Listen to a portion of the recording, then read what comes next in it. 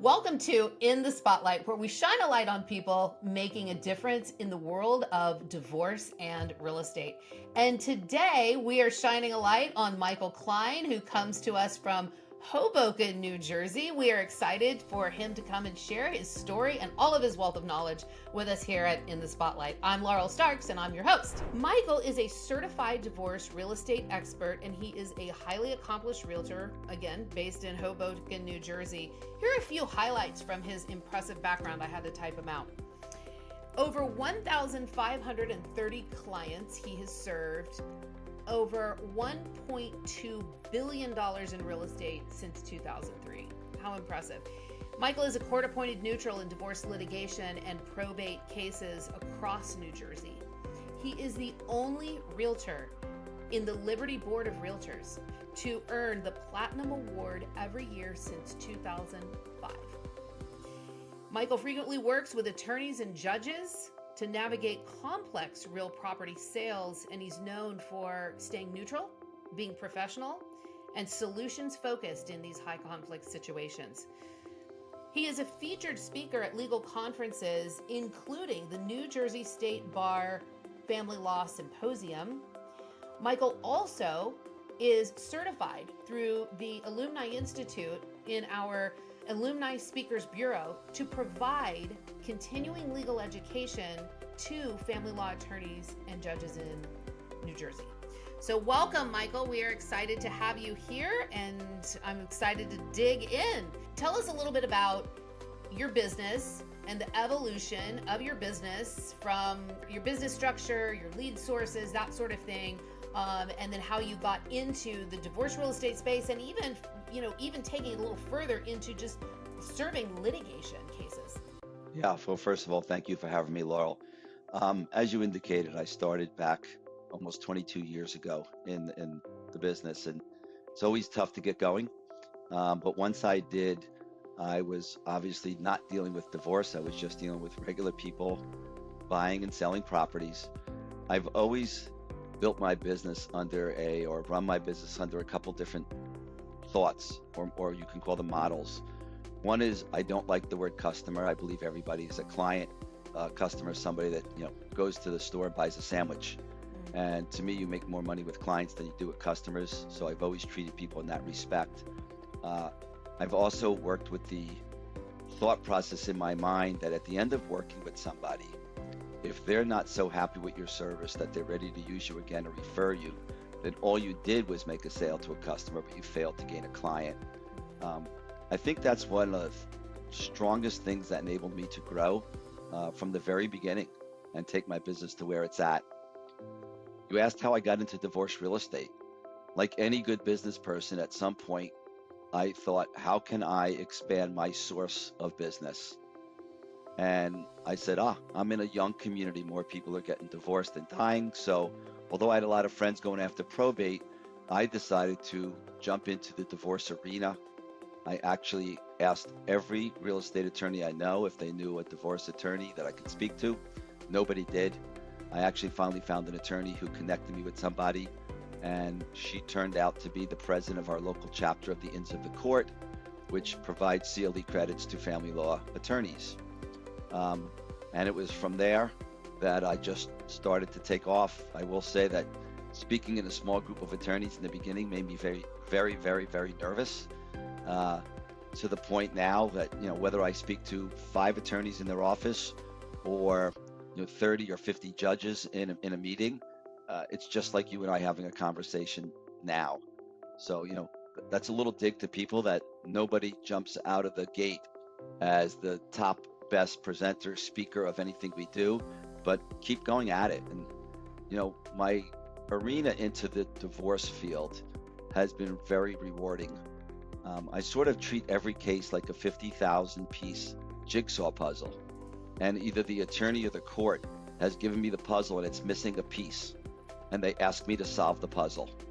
And although obviously there's financial rewards in just selling regular real estate, I really feel rewarded helping these people come to the ability of going back to their own happy land and helping them solve their problems. And I very much enjoy working with the legal community in accomplishing this. Yeah, jigsaw puzzle is a really, a really good way to describe it, because no two are alike, and it does indeed require someone to take a look at all the pieces, lay them all out, and then figure out how you're going to put them together. So Yeah. that's really good. So, so you, at some point along the way, so you had some experience in divorce before you got your CDRE credential, correct? Yeah, I had probably been trying to do some divorce for about 7 years Uh-huh. before I took the course with Ilumni, and I could tell anybody that's possibly listening to this, you're a fool if you think you could just do it on your own. Um, every little nugget that I've learned is amazing, and I'll give you the most simple one in the world. I didn't know legal lingo, so I'll remember one of the first light bulbs that went off in my head was when I learned the words in spouse and out spouse. Because when you can learn and speak to the attorneys in the language that they understand, you're accepted more. And once you're accepted more, it means you're going to be respected and get more work from them. So Ilumni has been a great place for me to work with other CDREs, network with other CDREs, and just learn and enable me to grow my business even more. Mm-hmm. It's like you become a native in a foreign land. Yes, Yeah. definitely. Yeah, indeed. And so then tell us about, once you became a CDRE, then tell us about your business and how it's evolved since then. So I might have taken a slightly different path than a lot of CDREs do. I have been a big proponent of sponsoring events, and I actually happen to sponsor all the events. I co-sponsor them with an appraiser friend of mine. We've been doing it together for 10 years, and it helps having a very energetic person as a wing person, because sometimes he gets us into a law firm that I don't know anybody, and vice versa. Sometimes I get him into a firm.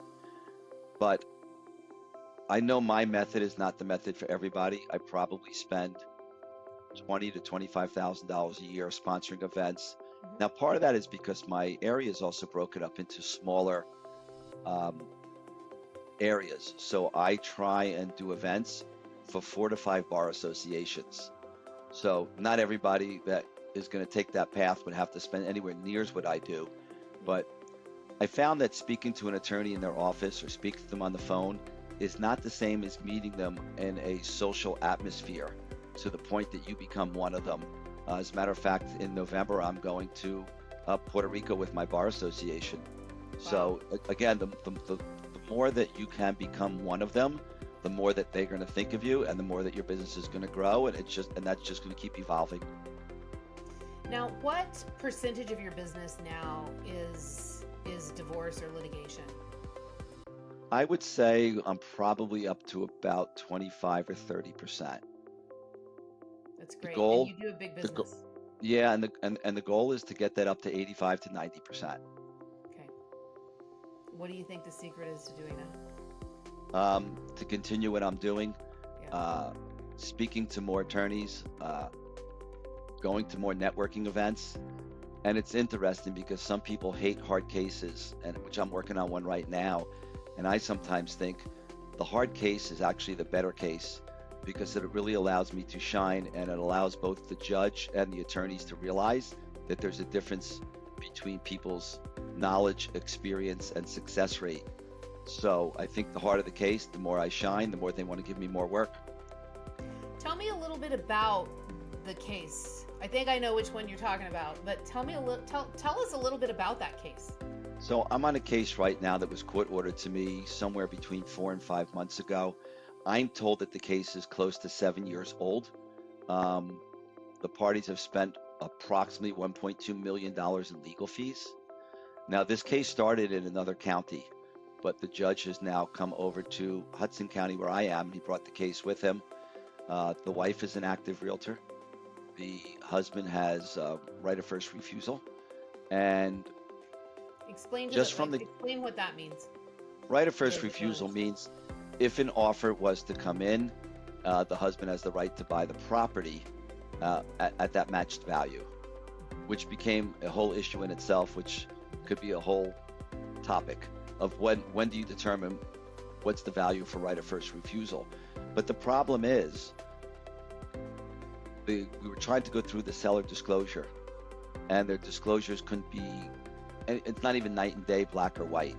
And then the wife accused the husband of just putting things down to try and lower the price because he has the right to buy it lower. I have spent close to 14 hours, 5 court sessions with both counsel, the parties, and the judge trying to decipher how to respond to the seller disclosure. And to this day, as you and I are speaking, we are still not done.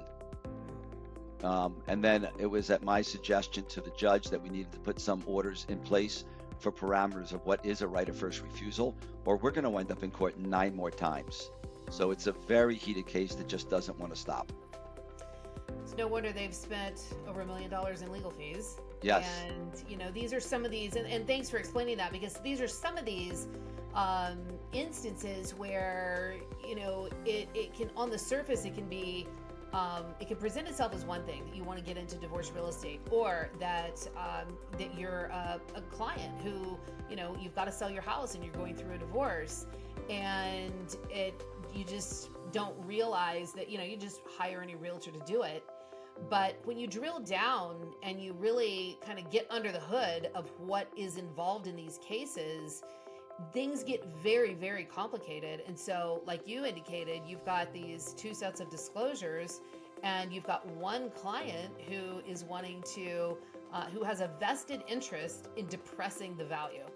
So Yes. the more that he is able to, to manufacture these disclosures that the house is, falling apart, then the more, the more that's gonna take some skill to try and work that out. And so anyway, very good. What advice would you give, Michael? So if somebody is watching and they're like, you know what, I'm looking to get into divorce real estate, what advice would you give to a realtor who's looking to get into it?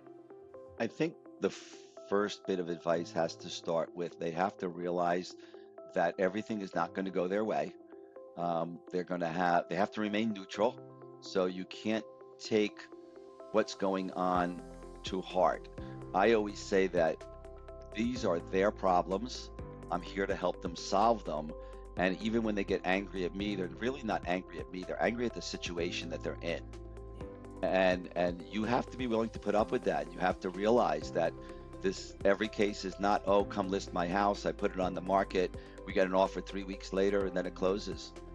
You could probably do as many or 10 times as me, Laurel, of cases that you thought you even got a good offer, and then one of the spouses wouldn't accept it. And then what do? Because it's a divorce case, so on and so forth. So no 2 cases are alike. You have to be wanting to help people, and you have to be willing to put up with politely saying ridiculous responses and roadblocks, and you have to be a good problem solver to try and navigate through some of these issues. Thick skin, right? Thick skin it is. So moving on to another sort of topic, and that is regarding the actual homeowner who is getting a divorce, and people who are about to face divorce. They're either in the midst of divorce, they're in the middle of the sale of their house, or they're thinking about divorce. As it relates to the house, you have seen a lot, and you have learned a lot, and you've amassed a lot of knowledge that divorcing homeowners sure could use. What are a few things that you would advise divorcing homeowners to do or not to do when they are faced with dealing with the house in their case? I think I'm going to start with what I believe is one of the most important. They have to realize that whether we're talking about a divorcing couple selling a house or any other topic in the world, in any career, that there are people that specialize in certain things for a reason. And there's no difference than there's a difference between a realtor that only works with renters versus a realtor that works with sales. Well, there's a difference between people who specialize in selling a home during divorce and the conflicts that come up, and people that do not. There's so many issues that can come up during a divorce. This is not the time to hire your friend, your neighbor, the realtor that just sold you the home, who, first of all, might not have even sold that many homes in their life representing the seller. But the amount of homes that they've sold during conflict, I've sometimes asked attorneys, do they think that the outcome of their client's divorce could vary if they hired a different attorney? And they always say yes.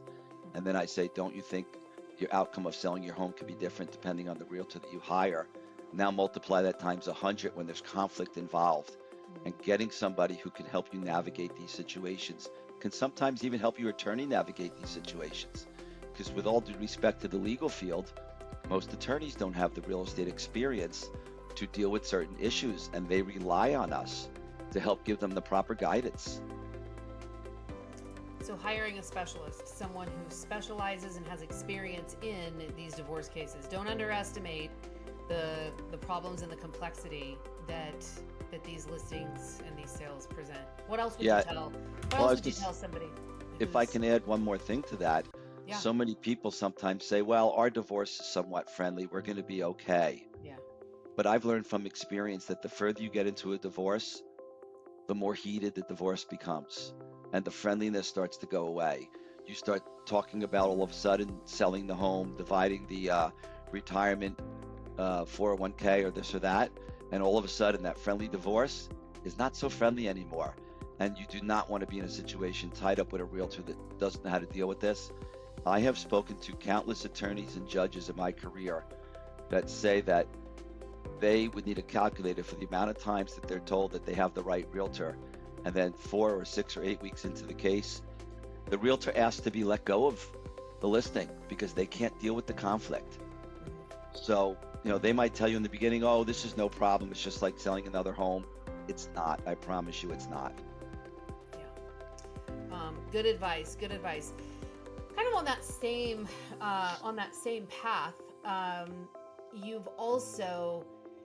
you educate. I mean, that's one thing I know about you, Michael, is that you are always educating your attorneys, whether it is just on a phone call because they've called you to ask you something, or whether you're doing a lunch and learn in their office, or whether you are standing in front of a room at the family law, at the statewide family law conference, giving a lecture, or you're educating judges. What would you've got a lot of information and a lot of advice, but if you could distill it down to maybe 3 points, what do you think family law attorneys and judges might want to know about real estate?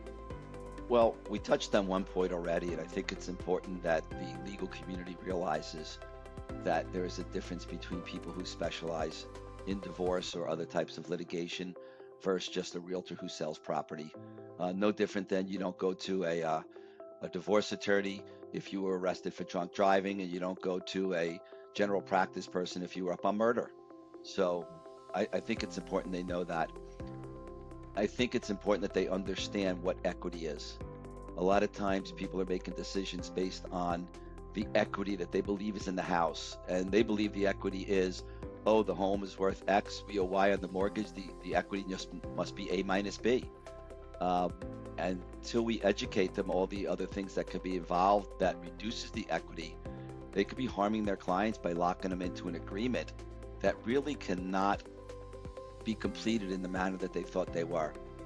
But if I could really point to the most important thing that I think needs to be known by the legal community, be it attorneys or the judiciary, has to do with orders.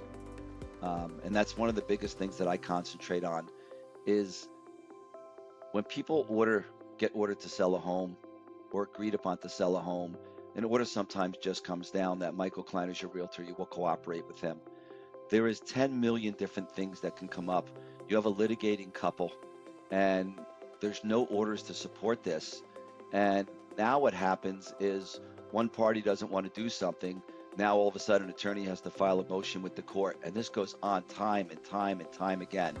If the right orders are put in place from the beginning, we can minimize, if not completely get rid of, motion after motion in regards to selling the property.